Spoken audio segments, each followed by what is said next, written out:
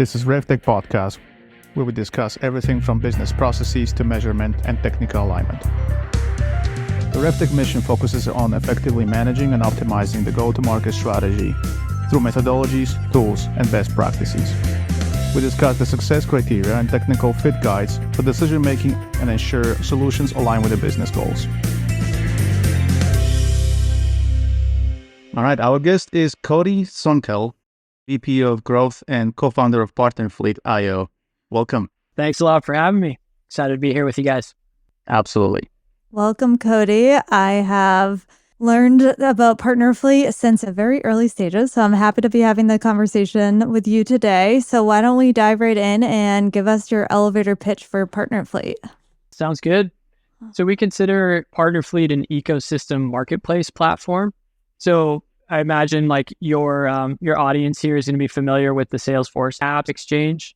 So it's a big marketplace where all the apps, integrations, and partners can live, and all your Salesforce customers can go find those. So if you take that concept, we've basically productized it. So we make it available for any, primarily SaaS companies to launch their own marketplace, build their ecosystem, and ultimately create that flywheel through, partnerships that the big companies like Salesforce and HubSpot and these others have built for themselves. Yes, and we'll get into this, but it's very hard to build those on your own. And so I think PartnerFleet has done a really good job of fixing that initial problem and then going beyond that. I know that you were in that place at a previous company, and that's a little bit about how you started this company. So can you tell us what the founder story is and why you started PartnerFleet? Yeah, so I was at a company called Zen Planner. It was my first job. I was an SDR, actually, cold call shop, making 100 dials a day, all of that. This was in the fitness industry. So it was a gym management software company. And I was a coach in the CrossFit world before, so it fit me really well. But I moved into managing the sales teams and, ultimately was sales director, sitting on the leadership team at Zen Planner at the time. And we had a partnerships function. It was essentially working with consultants, like gym consultants, who would help them become more successful running their gym and, really make these mom and pop gyms like martial arts academies, CrossFit, yoga, those types of gyms successful, which is sort of a lifestyle business for a lot of people and hard to make it work, right? But these consultants would come in and install best practices, install systems, all the good stuff that you're going to need to have a recipe that actually gives you a job and pays for your lifestyle. And so we started to partner up with them, and they ended up driving about a quarter of our revenue for Zen Planner. And so we were like, hey, this thing is working. What is that? And at the time, partnerships were more of an art than a science. People really didn't know how important it actually was. But once we dug into the data, we're like, this thing is actually working. And so we were acquired by a company called Daxco, which was the same thing. They did gym software for YMCAs. And, once we did all the reorganization and everything, I ended up basically popping out the partnerships function and investing a lot more energy and intentional motions with partnerships. And so around that same time, across the way at Daxco, my now co-founder, Kenny Browne, was hired to build our tech partner ecosystem. And so we were doing sort of the mergers and acquisitions thing. We had a few brands at that point, but then by the time both of us left, we probably had 10 or 11 brands in that portfolio. So Kenny was hired to be the guy to come in and orchestrate all the integrations and tech partnerships across all of those products. And some of them were point solutions, but we had 5 or 6 core platforms. And so it was no small initiative. I guess that leads into a little bit of Kenny's background as well, because he's a very accomplished guy. So he started at Big Machines in customer success and then was hired at G2, which was the same leadership. And so he was one of the first engineers at G2. If you think about G2, it's a marketplace of 160,000 listings, all software at this point. So it's massive. And he had a big hand in building that product, but also building their APIs, their buyer intent offering, etc. So when he left G2, he came to the company I was at. Then we saw each other from across the way essentially and said like, hey, I think you're doing partnerships. I think I'm doing partnerships. Like, should we team up and try to do this together? We'll probably have more firepower. And so basically what we did is said like, what are we trying to do? What do we need to be able to do it? And what do we have currently and what are the gaps? And so we ended up with this like big RFP and this partnership strategy, of course, went out to the market, tried to find technology to help solve those issues. And basically as the channel guy or like the referral partnership guy, essentially, I ended up finding a lot that could solve my needs. But Kenny was like out of luck, like he had for tech partnerships, there really wasn't much out there. So he leaned on his engineering background and his experience building marketplace at G2, built a marketplace for Daxco nights and weekends. We couldn't get any resourcing from marketing or from engineering to try to figure this out. So he just took the bull by the horns and did it. And that's when I think the idea appeared where we're like, hey, this is a big gap. If we're having this issue, we're a mid-market company, 800 employees, something like that, trying to make that leap into enterprise. And if you look at the big companies out there, they all have these big ecosystems and that flywheel effect. So it just made sense. Like a lot of companies are in this position. They need to figure this out. The only thing they can rely on is their development teams. And so they're just going to throw resources at it and build, honestly, like subpar infrastructure to manage their tech partner ecosystem and their marketplace. When did you found the company? What year was it? Founded early 2021. That's when Kenny started, working on it. And on the side, yeah. Yeah. And then he told me what he was doing and I got excited and joined him later that year. Yeah, there wasn't really anything that was focused on tech partners pre that time period, right? Like I would go out and try to find a solution and it was like, oh, do you have channel partners and referrals? And I was like, no, I need to fix this tech partner issue. So I feel like there's more coming out. You've been kind of part of that wave, but there's still not a ton catering to tech partners. For sure. I mean, we're getting there and we're trying to push it. And I think like the new entrants like us who are coming out and saying like, hey, there are big gaps still. And the nature of partnerships is changing from this channel model that's very linear, that you're just basically getting distributors to sell your products and stuff, and to this ecosystem that's far more complex. And to represent that complexity with technology is a really tough thing to do. But, entrants like us and some of the other ones out there on the market are pushing the bigger companies to be better as well. So that's fun. And also we're just like kind of coming together and saying like, how do we tackle this bigger issue? So you've been doing this for a little more than 2 years now. What have you seen in terms of customer growth? And I'm going to follow that up and ask you more about what have you seen in terms of investment into partner fleet? We started with like an initial priced round, really small, like just kind of friends and family type round. We got off the ground, got the product to market. In our first year, we brought on, 15, 20 customers, something like that. We more than doubled our customer base over the last year and tripled our revenue. And so, we're sitting around, over 40 customers now, playing in mostly like the mid-market and enterprise SaaS space at this point. I would say like 2022 sales was much easier than 2023, even though our product was a lot better.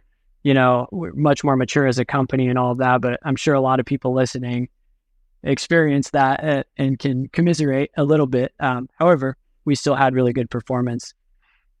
Are you seeing that bounce back at all? Like, are people more interested in the past month or so in investing into Partner Fleet as a product, not into the company? Oh yeah, and that reminds me, you asked about investing. Yeah, no, it's fine. Well. We'll circle back. Yeah, I mean, honestly, a few months ago, it picked up a lot as people were going through budgeting season in October, November. Like that was, a lot of people knocking on our door saying, hey, we want this. But then, of course, they go through, finalizing budget and everything. And a lot of them turned into crickets, but definitely some were able to get it done. And now things are picking back up for sure. But there was a lull like in December and a little bit into January, I would say. Yeah, I was on the other side of those conversations with every vendor, having the cricket conversation. Yeah. So yeah, let's chat a little bit about fundraising for Partner Fleet. So what are you fundraising right now? What is that looking like? We took that initial like friends and family round and we've basically been getting investment from angel investors, since then. So we raised a round that we filled out and we decided to open up more because frankly, we have more interest, like a lot of people coming to us saying, I love what you're doing. I'd love to invest. And we had been declining people, but now we're like, you know what? Like we could use that to accelerate a bit here, make some hires. So we're filling out some more of that round right now. And then I think, we'll look for what we want to do later this year, but definitely we'll look at a fundraising strategy for later this year. And what are you doing with the angel investments? Where are you rounding out the team, and what are kind of the growth goals with the money you're taking on right now? Yeah, so we recently hired a couple engineers, so we're investing in the product a lot because we feel like we have a pretty high confidence roadmap right now, and we're just eager to like get this stuff out to market and get it in front of our customers. So we're definitely investing in the product.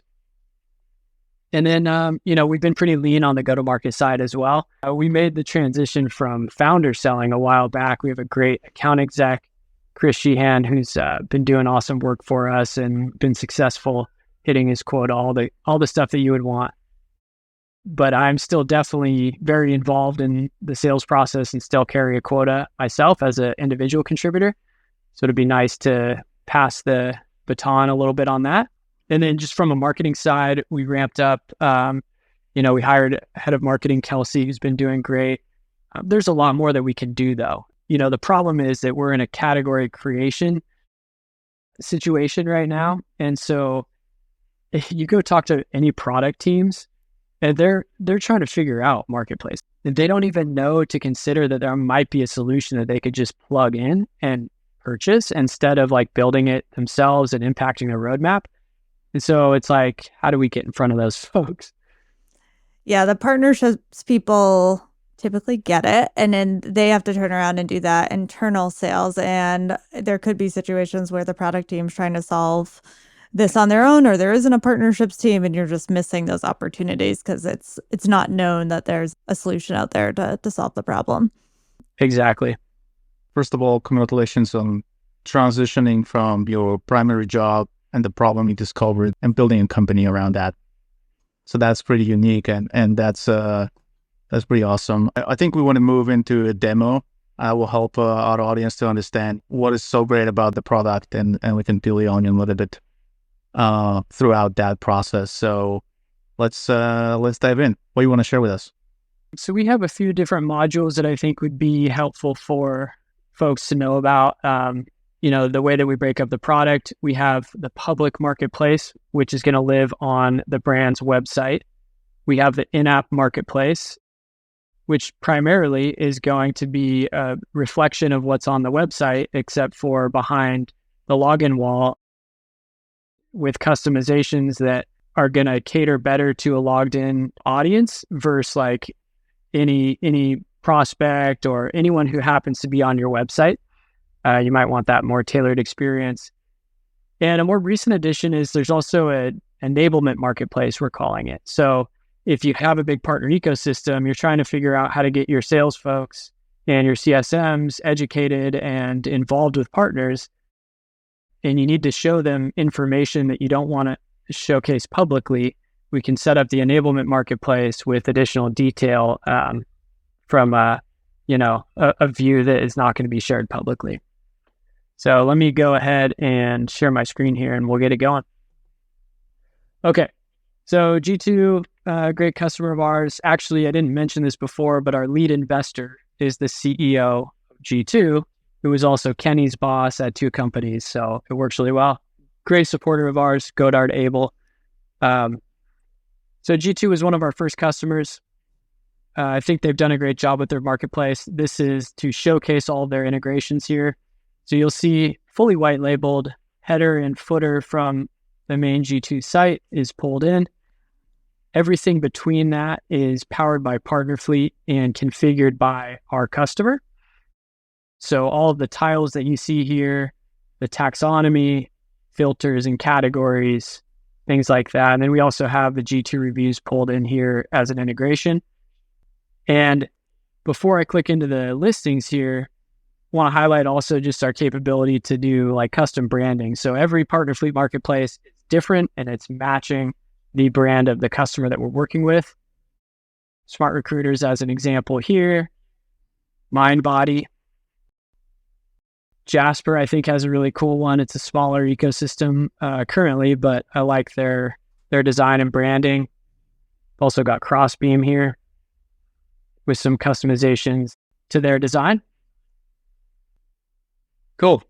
Then when you look into like the listings themselves, you're going to get like a full co-branded experience. So you get like the logos side by side with some visual appeal there. You have the ability to add your lead forms. So you can capture leads for the partner and send them to the partner straight into their CRM or marketing automation tool using webhooks or just to an email address. Also, they'll log obviously in the back end of Partner Fleet, or you can capture leads for your own brand here. You can have a secondary button here that generates leads. And then one thing that a lot of people don't realize is that actually a lot of conversions happen when people are browsing the marketplace and they hit this CTA in the header. So we're seeing actually like a much greater amount of pipeline being generated from conversions that operate that way. They go into the header and they request a demo or whatever your CTA is there, than actually converting from the listing. So that's really interesting, and we're tracking that data now. It makes sense, right? Because a lot of times when you're evaluating a vendor for something, you're going to go and look at what integrations that they have. And so if you go in and see, oh, they have all the integrations I need. Okay, cool. Let me check this out. But it's cool that you're seeing that. Yeah, for sure. It's there's not a ton of data out there, but it's a top 3 buyer consideration in SaaS. So it's definitely important. And the likelihood that one of your prospects prior to going through a sales process goes onto the marketplace to see what your integrations are and what they do, it's very high. Like the likelihood is high that they're going to do that. So talking about the buying and selling, so how the buyers actually see the value here, right? Like I understand that the display is very well structured. It's giving a very succinct and informative set of information, but how the buyer who's buying a system really benefits here? Yeah, so integrations are tough, right? Because if you go survey people, CSMs, account execs, etc., at companies that have a lot of integrations, I would bet you that most of them don't know what they are. They're going to know like the top 3, top 5, something like that, but they're very hidden, and a lot of times people don't even know they exist. So the same experience is true like for the buyer. A lot of times you have to talk to a rep before you even understand what the integration options are. And so this is a way for the buyer to come in, self-serve, get access to all the information about, how it works, actually screenshots, and we can put like interactive demos up here of showing how the integration works. So what it translates to is the buyer getting much higher confidence level that the integration, first of all, exists, but second of all, does the function that they need it to do.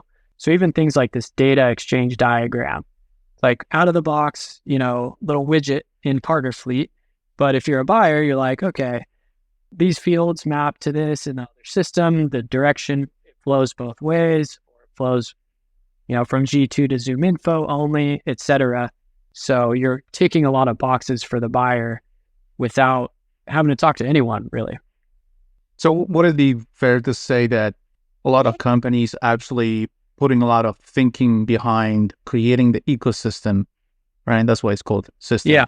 And in a lot of cases, they struggle to provide the value, clear value out of the system that they offer to the customers, in the form of enhanced technical capabilities. Is that fair statement? Yeah, I definitely think that's true. Especially with the big ecosystems, there's so much to know. Like if your account exec or CSM was expected to be a subject matter expert on all the integrations they offer, like it's just setting them up for failure.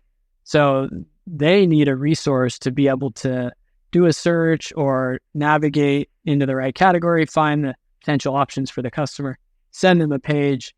And the customer on the flip side needs that access as well to self-serve, because realistically, like they can't always lean on like an individual at the company to white glove, take them to the right spot, essentially. Got it.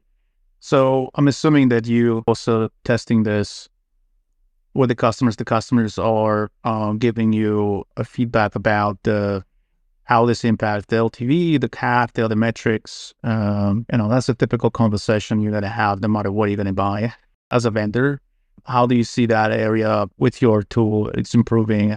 To be honest with you, it's so early in our company's life cycle, and therefore, like, we haven't had customers on board for a number of years to where like calculating LTV and CAC and all that stuff, like we can do on a broad scale. And like for our customers, they're just installing these analytics, these metrics and everything. A lot of them are taking a little bit of like a leap of faith right now, investing in their ecosystem, and they have to see how it pays off for them and plays out over time. And so we're just kind of like, it's early. And there's still an attribution gap in partnerships in general that we're working to solve in a number of ways. But yeah, I think 5 years from now, ecosystem will be held to the same like ROI standards and everything that any other tool is.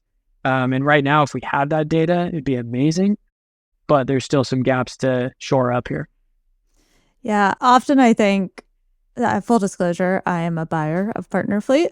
And so I can share what I've seen. I think the big part of it is just our internal sellers knowing, and CSMs and account managers knowing what each integration does. To your point, Cody, they know about our top 3 integrations, but they don't know about 8, 9, 10, 20 integration.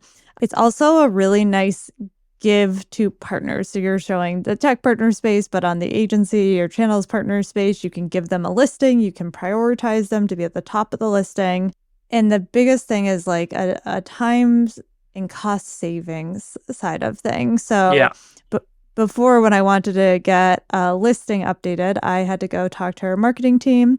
Sometimes they used a consultant and outsourced that to get a new page created. Then I have to go and get a Marketo form if I wanted to track leads on it, if they even did it. And then that's not getting in the app anytime soon either. And so instead of it taking maybe a month to get a new page listed, you can literally go in, and I'm sure Cody's going to show the back end of it, and set it up in like 20 minutes if you have all the information you want to put in there. Yeah, great point. I mean, mostly it's a build versus buy consideration right now. The company has already decided to invest in building, or invest in the ecosystem, invest in building a marketplace and processes for partners and developers. And we're a major shortcut to that, and we're more scalable. And it's sort of a trade-off of like not having to hire additional engineers or reallocate their engineers and mess up their whole roadmap. I think the smartest companies are the ones who they've invested the energy into like collecting the insights. Like this one I'm showing here, MindBody customers who use integrations earn 10% more revenue, see 40% more bookings, and have approximately 35% more client purchases compared to customers who don't use integrations. So while that is an impact focused on the value to customers, they also, of course, know that like if they're benefiting their customers more, it's going to be stickier, they're going to be happier. There's a ton of business value in that. Yeah, I think it goes back to what Lizzie said, and you cut it at the beginning. A lot of companies actually don't know.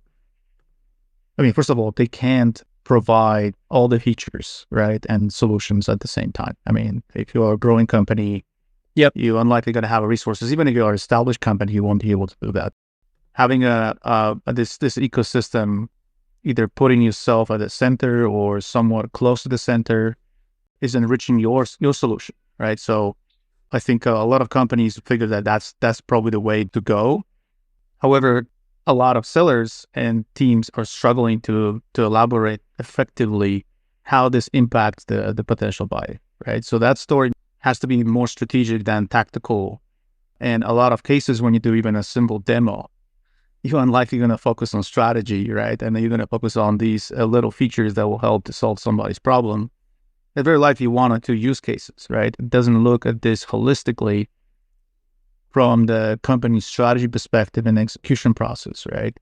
In a lot of cases, being an ecosystem, having an ecosystem is helping you to do that.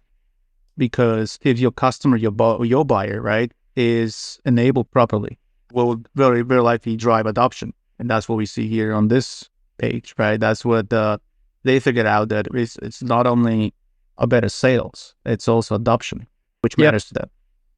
For sure. And like the most clear metric and value prop for something like this, it really is adoption, and how if you can track your installs of integrations to your customer accounts and the data about those accounts, the performance of those accounts, that data set tends to be very, very strong in favor of accounts with more integrations are going to be better performing, have a higher LTV, all of that.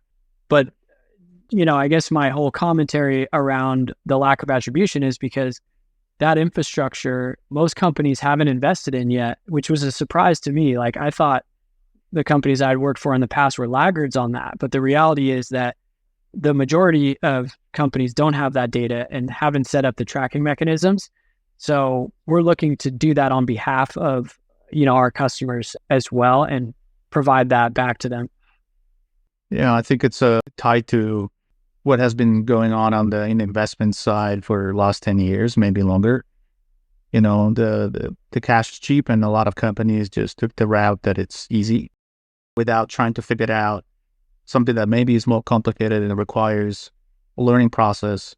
So they apply the old methods as the cash was available, and now it's okay, we have to be creative how we're going to spend that $1 instead of asking for more dollars, right? And the ecosystem comes into play. So I'm not surprised what you said at the beginning. We're going to dive into this a little bit as we talk about the go-to-market strategy. But before we get there, I want to understand how your solution helps the other go-to-market teams to collaborate better, right? So I see that obviously there's a marketing element here. There's a little bit of sales. Any other connections that you see as well with the other functions? Yeah, I mean, really, we end up working with 4 teams: partnerships, marketing, sales, and product. They all kind of co-own this. I would say more so marketing and product. Partnerships obviously does as well, but they're kind of orchestrating with the other go-to-market teams. And so, yeah, ultimately, if you think about what this is an asset for, on the public site, it's a brand asset. It's a mechanism for driving leads. So those two things are going to be like very marketing focused. And then when you think of in-app marketplaces, it's a engine to drive adoption of integrations. Product adoption is going to be the product, wheelhouse and primary KPIs. From the sales standpoint, it's an enablement resource, sales enablement. And then from partnerships, obviously they care about all of that stuff because partnerships is cross-functional in nature. And so they need to make sure they're impacting, pipe gen, they're impacting sales conversion rates, they're providing a great partner experience, et cetera. This is like one of the great things about partnerships, and also one of the downfalls is it is such a shared and collaborative product and workflows, which adds complexity. But once it's done, it creates so much more value because it impacts so many parts of the organization. I want to see the rest of the demo. Did you want to show the back end of like how you set this up, or did you want to go into the in-app use cases? Let's go into the back end here. I can hop back and forth a little bit. There's a couple of things I want to show you. Everything you saw on the front end is basically built through templates. So these listing pages, you have, pretty robust content, right? But all of that needs to be added in input somewhere. And the outline for it, or the sort of skeleton, needs to be created. So we utilize templates where you can have a different content template for your different partner types, your different tiers, any meaningful delineation where it makes sense for different content to be shown. You can set that up. So if I click into one, integrations, for example, in here you can set up which filters and categories are going to be relevant to this template. And then on the left down here, you have essentially your visual configurator, where you're literally just adding sections from the right here, selecting the content blocks that you prefer, dragging them into the template, removing anything that you don't want. So let's say a solutions partner, for example, is not going to want a data flow diagram. They can pop that out. Let's say they want to pull in a team section, pull that in, and you just organize it as you see fit. And then you set which sections are required, which is an easy way to kind of proactively QA the listings, because ultimately your partners are usually the ones who fill out this content. So if you want to say, hey, these 5 sections are required, you can't submit them to us until you have them filled out. That saves a lot of burden of back and forth, managing partners. And I'll show you what that looks like here as well. So I'm just clicking into our list of partners in this demo account. If I click in on 6sense, for example, what you get is a workflow for actually creating and submitting and publishing the marketplace listing. So create the listing, add the content, send it for approval, and this one is pending approval right now. You also get a scorecard. You can see your progress against the required sections, and then any additional sections that are available. Gives you a percentage score on how complete the listing is. And then as an admin, you can also see like side by side the current listing against a new, maybe the partner made a modification. It's going to highlight like what's changed from one to the next. So it makes it really easy to QA and publish. And then if you actually click into a listing here, you'll see how the content is added. So all those sections I showed you in the template are reflected here on the right. You can do some organization up top, add the logo, add the tagline, background, description, calls to action, buttons, etc. So like I said, it's all point and click, very easy to just get this content added or make modifications, no code required. And this content, it's one source of content that can flow into your app, can flow onto your website, and then also can power that enablement marketplace. What you can do for within your app and on an enablement marketplace is basically add additional sections that you're going to select where to show and where not to show. So show it on the enablement marketplace, but not on the public marketplace, for example. Example of like some of that data would be, or that content would be relationship details, opportunities, initial engagement, and then also offers here. Performance-based incentives, like this spiffs, right? This is all stuff that you want your internal team to see, but you don't want that posted publicly. Yeah, that's awesome. I think one of the best things about the tool is how low tech it is. I'm not a designer. I'm not good at code, and I can go in and update an app listing or change a marketplace listing or change exactly what I want in that with like some drags and clicks of a button and be done with it. And I think you guys invested a lot of time in that upfront, and it's paid off with teams being able to implement it without having to get an engineer involved to figure out how to code everything. Appreciate that. I would agree with that. I think the other point that I noticed is that at the core, you also assume that it has to be flexible and offer versatility of different tools that people can apply depending on, what type of ecosystem they're building, right? And I think that that matters. So I love that part too. Yeah, awesome. Thank you. Appreciate it. I'm happy to go into more. I know y'all have more on the agenda, but if you want more demo, I can do it. The one other thing I wanted to ask is, what are you adding into the in-app listing? So how are you configuring that with the actual integration? What does that setup look like? Yeah, so we actually use our own, and it's not fully branded right now because our end user of this sometimes is our customers' partners. So we keep it kind of like vanilla in here instead of like totally mirroring our brand. So essentially we can identify the user. We can figure out which integrations they have turned on. We can dynamically bring those to the top. We can also update the call to action buttons. So this says configure. It's already installed, right? So we can configure it and change the configuration there. So the buttons can dynamically change the order of the partners. Also, the different sections in here can change based on, again, if you want something shown in-app but not on your public marketplace, because it's just information overload for a prospect, but like the actual user needs that detail. That's sort of the use cases for that stuff. And the configure button is just redirecting to whatever endpoint the platform already has set up to configure the integration or to install the integration. Right. And it's a configuration page. Right now, we don't power that, but we have configuration pages for integration installs, in progress right now. So we will power those configuration pages as well. It'll be like field mapping and object creation for CRM integrations, or it'd be like a OAuth flow that kicks off, stuff like that. Very cool. I'm excited to see that. I just want to call out one other thing. You mentioned the G2 reviews, but you were showing the G2 marketplace. Those are available for any partner or customer to use, and they can pull in G2 reviews for their own marketplace. Yes, as long as you're like, you're working with G2. Customer. Yeah. Yeah, exactly. Yeah. All right. Shall we move to go-to-market strategy? Yes. And one more thing I'll say here on reviews is that we also have native reviews. So like going on MindBody's, Perkville has 21 reviews.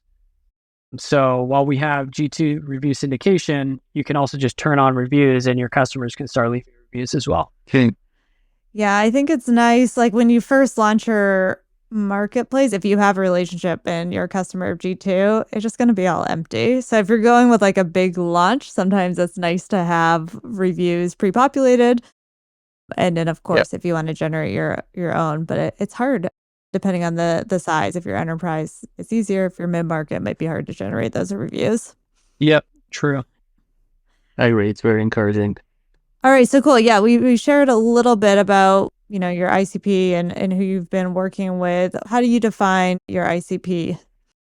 Broadly, it's SaaS companies that are sort of 500 employees to, let's say, I don't know that there's a maximum. At a certain point, it becomes the use cases that they need to power. But we're working with companies, from startups all the way up to, I think, like our biggest is around 5,000 employees right now. So sort of this like lower enterprise is our sweet spot. Startups represent a minority of our customer base at this point. When you drill a little deeper on ICP there, like the best fits for us are the companies who have orchestration potential in their vertical. So like MindBody is a great example. They have 50,000 gym and salon customers. Everyone wants to integrate with them and they need to deliver extensibility to their customer base. And so they're kind of orchestrating all of that. We're a great fit for those customers. Yeah. Are you seeing like the beginning to have more and more overlap of consultants or agencies and tech partners and requests around like, how do we not just have two marketplaces, but have some crossover between those two? For sure. It's interesting. HubSpot came out with a big report recently on like the state of platform ecosystems or something like that, looking at like the companies in the top 50 of software that have multiple marketplaces, one for services, one for apps, or how many have combined. They speculate that like they might only have multiple marketplaces because they were built by different teams across the organization. They weren't coming together to really like create this bigger, and so like honestly, the strategy, the infrastructure, it's all different. Like, whoa, okay. Yeah. So we can consolidate all of that. But if you look at like service partners and the technologies, they're super intertwined, right? Like you even have, from a service standpoint, like you have competencies and those map to technologies. So in Partner Fleet, if you represent your entire ecosystem, you can start to tie those things together, which I'm really excited about that. Yeah, that's super exciting. As a HubSpot partner, we've been having a lot of conversations around that and how do we bring the tech and services providers together and do more. And it's hard because it's managed by typically two different organizations that maybe report into one C-level executive, and they're doing things on their own terms. And oftentimes you'll ask a partner for marketing support and they're like, Well, you should go through the agency team because they're going to have more support. Yeah. So at a minimum, to represent that to your prospects and customers in a united fashion is super helpful. Who else is doing this? Do you guys have competitors outside of, status quo or building in-house? Yeah, definitely. It's an evolving category. Like I said, it's sort of category creation mode. However, there are some incumbent competitors. And to be honest, we only run into one incumbent. It's AppDirect. And I have a lot of appreciation for what they've done. They paved the way in a lot of ways that we think about ecosystems, but they definitely seem to be more rooted in like the traditional channel. They're very focused on powering reseller marketplaces and enabling their customers to basically like pull from their catalog of pre-existing technologies and sell them through to the customer's audience, which is a fundamentally different thing than what we're trying to do, right? Like we will have transactions and, we will provide procurement mechanisms in the future. But right now, if you talk to any like mid-market or lower enterprise company, even if they have aspirations of doing that, a very, very low percentage are doing it. And even in the enterprise, I think it's only like 4% have like a transaction-enabled marketplace. So really what it is like creating flywheel, creating a lead gen machine for everyone in the ecosystem and making kind of like rising tide, raises all ships or boats or whatever the quote is there. You nailed it. Anyway, the other difference is AppDirect is a very customized solution. Part of our ethos is like build out of the box functionality, build something that Cody as a partnership manager could go stand up and manage over time and have no issues, no need for engineering, etc. AppDirect is a much heavier product, requires a lot more energy and effort. So that's on kind of one side of the coin. So the flip side of that would be PartnerPage. And I also have a lot of appreciation for them. They came before us, have a good relationship with their team.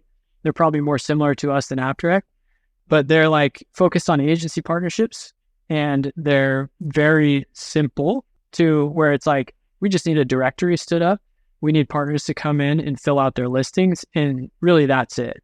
So I think like us taking the approach of like the in-app marketplace, focus on primarily app marketplaces, but also able to support agency marketplaces as well. And then having like an actual partner portal where you can take partners through a program. And that's only going to get more and more sophisticated as we build. Yeah, you're filling a very broad middle gap, right? From the more like simple to complex and customizable. And you're also broadening out into we can do it in app. We can do the enablement side of it. There seems like there's plenty of prospects and opportunity within that. For sure. You mentioned that you've been doing founder-led sales. You've hired a salesperson. You've hired a head of marketing. What else are you doing on the go-to-market front for Partner Fleet? It sounds like you've done some product-led sales, but are you doing partnerships? What does that look like? Yeah, partnerships with adjacent technology companies and SIs who are focused on ecosystems. So the adjacent categories for us would be PRM, Partner Relationship Management. So we're working with 360 Insights heavily, which I'm really excited about that partnership. We have an integration with PartnerStack. Magentrix, we just launched an integration with. And our integrations are just getting deeper and deeper because we uncovering all these cool use cases and creating end-to-end flows for the partner experience. So it's been really fun for us. I think it'll be valuable. And then also like the integration platforms, iPaaS. So if you think Tray, Workato, et cetera. Yeah. Paragon, we just did a big state of integrations report with Paragon and PartnerStack, actually. Original research, right? We went and surveyed a bunch of people in the space and built a report, which is something we always wanted to do. So that was really exciting. But sort of those two categories are very complementary for us and fill the void. And then the last one is account mapping. Account mapping partnerships kind of come through like the PRMs, actually. We have a great relationship with Crossbeam and Reveal. We work with both of those teams. But there's actually some direct integrations that we can do that we're pursuing, and they're related to buyer intent.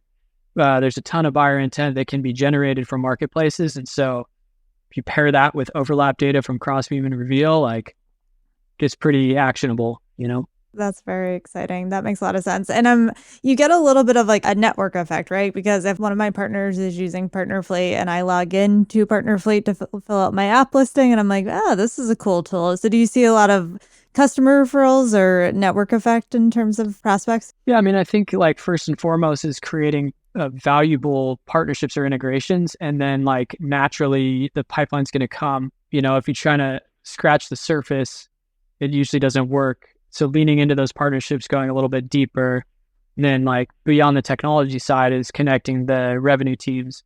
So we're leaning into that more. But I don't look at ecosystem just as partnerships. Like we also have our customers, we have review sites and social proof that floats around online. We have our investors that like send us intros all the time. And like there's a lot of different factors influencing the buyer. And so we're getting about half of our pipeline from like various points in our ecosystem, like referrals. Yeah, that is a nice pipeline to have when a lot of them are referrals. That's awesome. Yeah, helpful for sure. They tend to perform better. Yeah, I think, you also have a very likely a prospect that is coming to you with a predefined idea what they want, right? So that consultative element and credibility is just removed to a larger extent. I have a question. I want to go back what you said at the beginning about changing a trend that you noticed, that there's more companies coming to you and asking for a solution. They are more eager to explore new ways of acquisition. What do you think is right now causing that? What are the reasons behind that trend? I told you I started my career as an SDR and I managed an SDR team for 5 years, and still, I mean, it's not that I don't believe in that. I do believe that it's an effective channel. However, it's changed a lot and it doesn't perform as much as it used to. And at the same time, paid advertising is getting more expensive. Cookies are dying. There's a lot of macro trends right now that are changing and we need to adapt to. So even when we look at our own go-to-market motion and our budget for 2024 and our fundraising strategy, we're like, where do we spend money? Like, what do we actually have a business case for in terms of investment and go-to-market? And we keep coming back to partnerships because we're like, that's actually a scalable channel. Like if you do it right, you can really manage the cost side of it.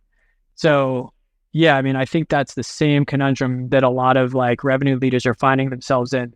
Where do I go now? Because all this stuff that I was doing before isn't working. So where do I turn? And I think a lot of people are like, okay, partnerships is probably that.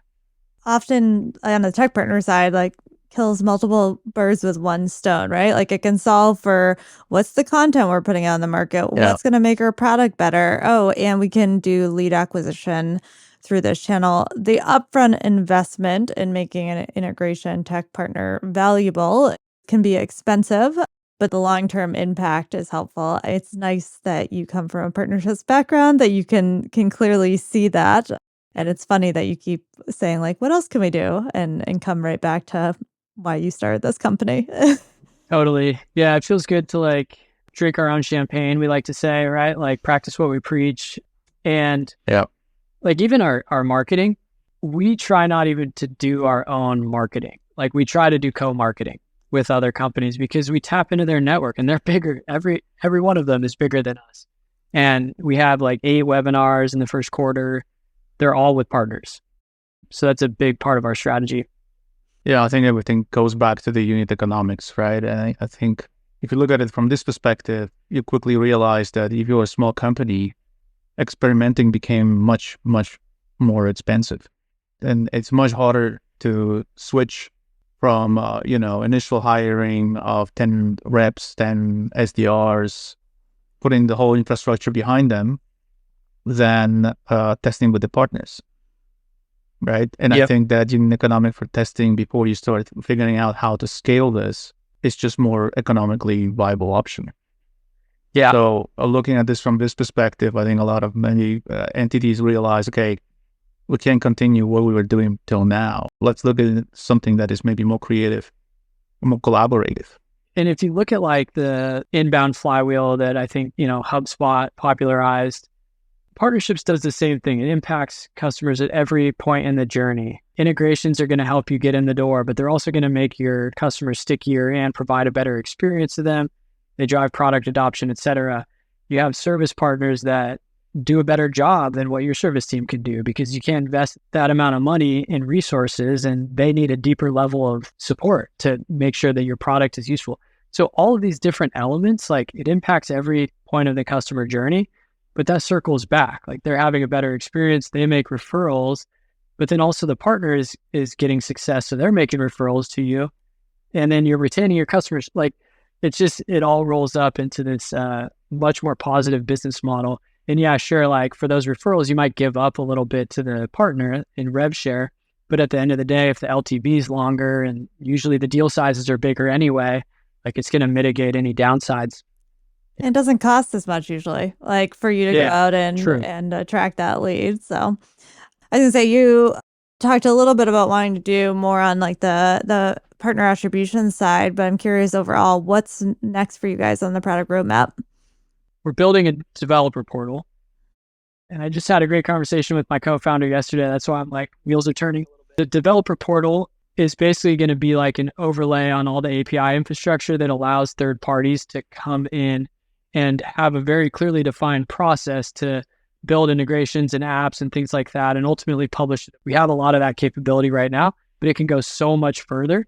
And that's a big problem for, like, if you look actually on the lower end of the market, yes, they have to create their API infrastructure, but then also creating process around that to bring people into the fold and actually get their ecosystem volume up of like integrations and apps and all that stuff. They're restricted from doing that until much later stage because they don't have the ability to invest in building all of that stuff. So making it turnkey, delivering it to them is really exciting for us. I want to double click into that because I didn't quite understand. So you're building a developer portal that allows your customers to create their own API, or you build better integrations, or what exactly does it do? Yeah. Sorry. So the customer is responsible for all the API infrastructure, but they're all building that anyway for the most part, right? What they don't have, they build this open API thing and then they're like, okay, like build it and they will come, right? Well, no one comes. And so what we're building is the overlay on that enables people to come in to the program and actually go through the full process of building the app, get support along the way, have a step-by-step process, and then publish it in the marketplace, which is the go-to-market motion part of it. So yeah, like we think about it as sort of democratizing this whole like process in the ecosystem strategy. It's like a marketplace guide almost for companies, right? It is. It's sort of like a Kanban view of like, here's all the steps that need to occur to get your app live and adopted. Yep. That makes sense. On both sides. Yeah. Yeah, it sounds like there's a multiple steps in this process, and the API is somewhere in between the steps, right? And it was missing. And if you include them, it's probably going to help too. Yeah, APIs are a form of like marketing materials if you design it correctly. And so you're really adding on that marketing lens and enablement lens to what often engineer creates, which is like, here's the API, go use it, and helping through that process. Companies don't even know what's built on their platform. Yeah. This is what I'm saying. Companies don't even know. They're like, yeah, people build, we have no idea what's on our platform. Well, with our dev portal, there's a process, there's tracking, and it's a much better experience for everyone. So that's what we're trying to do. Yeah, API is a hard thing to monetize, right? And I think there's probably Postman.io. That's the only one company that became a standard in the API space. A lot of engineers, they complain about APIs, but it never become a top priority for them, right? So it's a kind of orphan somewhere in the engineering space, but everybody's trying to deal with. But if you put it in a process like you're describing, I think there's an extra incentive because people can see end to end, not only engineers, but the others, how this can benefit on the business side, right? So that's a very well connected element of two processes.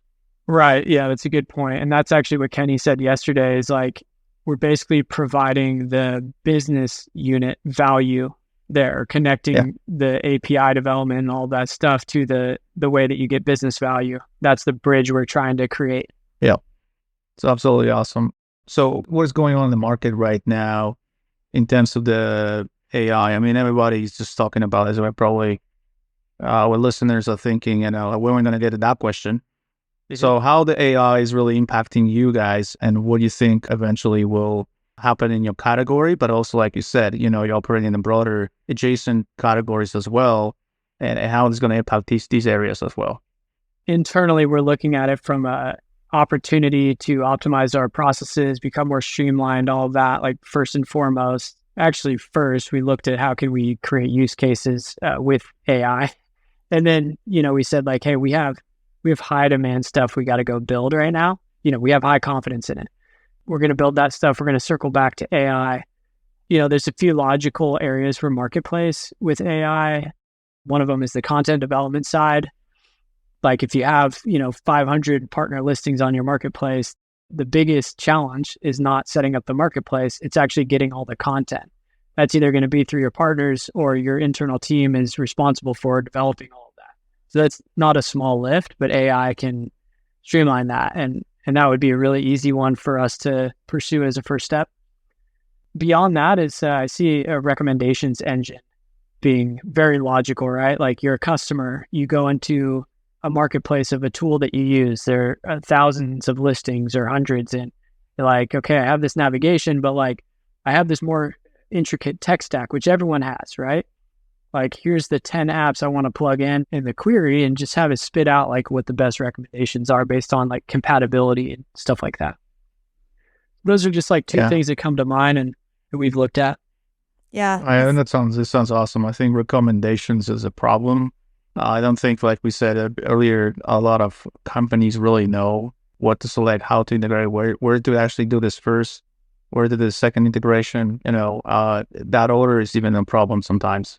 Yep. So knowing that, I think, will help. But also the API, right? Like I think that's another area that AI can help with. There's a lot of approval right now in the market, how this solves effectively engineering problems and kind of coding problems as well. Totally.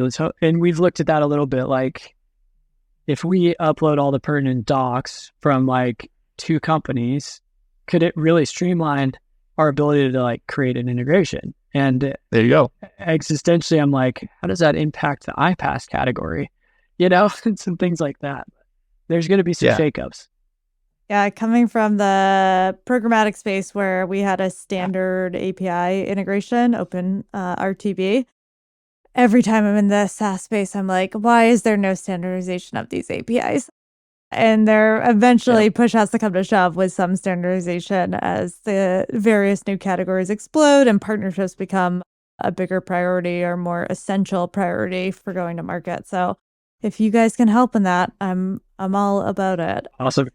Called out a few companies already, but any other kudos you want to give to either partners or other companies in the space that you're excited about? Yeah, I mean, honestly, the most exciting thing that I've been involved in recently is what 360 Insights is doing. And to be honest, like I didn't know them. I kind of thought of them as like an old school channel PRM type company, but they are not only thinking about ecosystems in a big way. We're involved in this. I can't say too much quite yet, but there should be a launch, partway through the year. But I think what you'll find is like the most sophisticated ecosystem orchestration that has been on the market yet. So I just like kudos to them for not only saying like, hey, this would be cool if, but like getting top-down support from the CEO and the board to go pursue this vision. They brought all the partners on site. We had a kumbaya. We had like this whole like, everyone coming together, and they're really just bringing the heads together to collaborate and saying, what are we going to do? Now all this stuff is coming to fruition. So I'm really excited about like how that's going to advance the ability to execute on ecosystem. I'm excited to see what it's all about. Yeah. And if anyone listened to this and is like, I want to go work at Partnerfleet, are you guys hiring right now? Yeah, we are. Happy to say that. So we're hiring a senior SDR. Like I said, we still believe in outbound, and we've seen it done well here already. So we're going to invest more in our SDR approach, and then also a customer success manager. As we're growing our customer base, we're trying to maintain the level of support and kind of white glove nature of our services, and just need to scale the team out at this point. So excited to bring those two folks on, and then we're raising more money. We have, we have more people that we want to bring into the fold. So keep checking back because there's likely to be additional job openings coming up in the next few months here. Very exciting. I'm excited. This is a good call with the CSM. Getting someone who can actually help with the adoption and explore expansion of the use case. That's absolutely critical. They already have a great CSM, but she's only one human, so. Yep. And then any offers to people who are maybe interested in testing out Partner Fleet as a product? Yeah. I mean, really, when we're working with customers, like the deals and promos and stuff, it doesn't matter. It's strategy alignment that matters and weaving into their strategic vision for their company. And so what we want to do is help people understand whether this could be a win for them. So we're actually creating like branded trial experiences for people where you get like a full marketplace front end with dummy content and things, but branded to their company. And then they can get in the back end and tinker around. We actually have a little bit of service support to make sure they understand like how everything works. And then, if it's something that checks out for them, they can take it up to their leadership and see if it is something that their company wants to pursue. So yeah, couple week free trial with some hands-on support from us. It has to work. It has to be strategic alignment. I love that. Yeah. All right. So that's it for the episode. Thanks for joining and sharing your thoughts. Short demo and other details. We really appreciate that. And I hope we're going to stay in touch. We're going to see the updates on the upcoming roadmap. No doubt, and honored to be here. Thank you for the invite. Enjoyed it. Appreciate it. Thank you. Thanks for listening to this episode of the RepTech Podcast. Please subscribe on the listening platform of your choice and leave us a review to let us know how we're doing.